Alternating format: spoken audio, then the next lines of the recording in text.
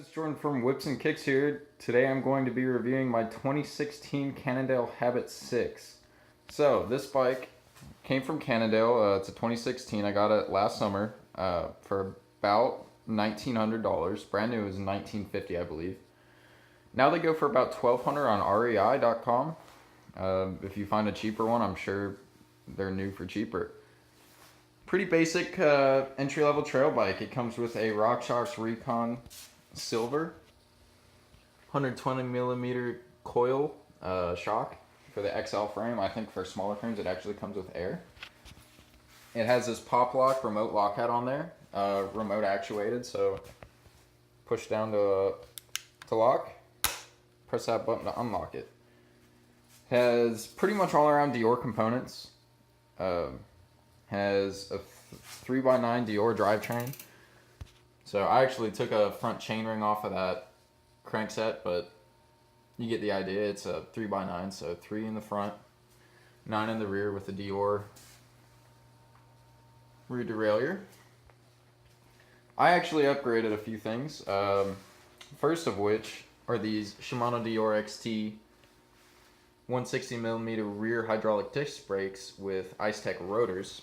I did that because the Tektro Aurigas that come with it, you can't really adjust them as much. Like, I feel like I get way more stopping power out of these, which is reasonable, than I do with the Aurigas, which I actually kept up front. Because I'm currently poor because I bought this $2,000 mountain bike. Alright, so it came with, it's a 27.5 bike, if I didn't say that already, so 650B. It came with, I believe these are 2.2s, knobby nicks up front, tubeless ready tires and rims.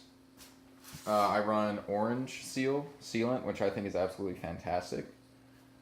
The rear came stock with a Rocket Ron, but the way I ride, I love losing traction, and the Rocket Rons just couldn't keep up, and I didn't want to pay $90 for a replacement tire, so I picked this Maxxis High Roller 2 up for about $50 compared to $90 for a Rocket Ron, and this thing has just been fantastic. I've had it on for a couple months now.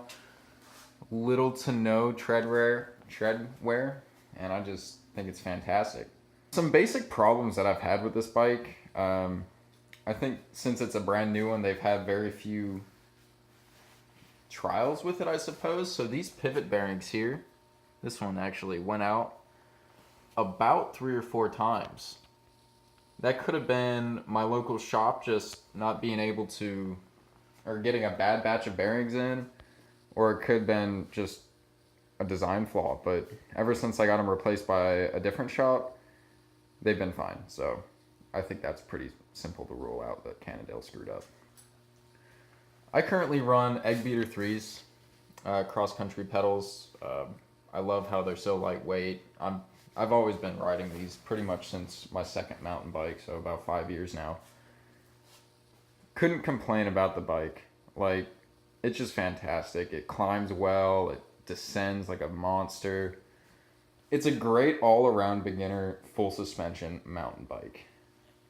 I think I forgot to mention that it has a X-Fusion D2 Pro or O2 Pro. I can't really read the font, but it's 120 millimeters. It's an up-and-coming brand. They've been around for a few years, but they're just starting to make their appearance on like pro bikes and stuff like that. Yeah, so that's 120 millimeter rear air shock with locking and dampening and all that great stuff. Yeah, so I take this on all sorts of trails, downhill, cross-country. Like I said, it climbs and descends like no other bike I've owned. It's got these wide bars for more support and stability. Short stem.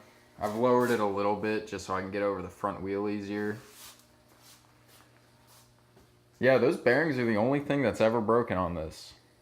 So I give this bike like an 8 out of 10 for a beginner's mountain bike, for sure. Alright guys, well this concludes the review of the 2016 Cannondale Habit 6. I just want to thank y'all for visiting the channel and watching the video. Please like and subscribe.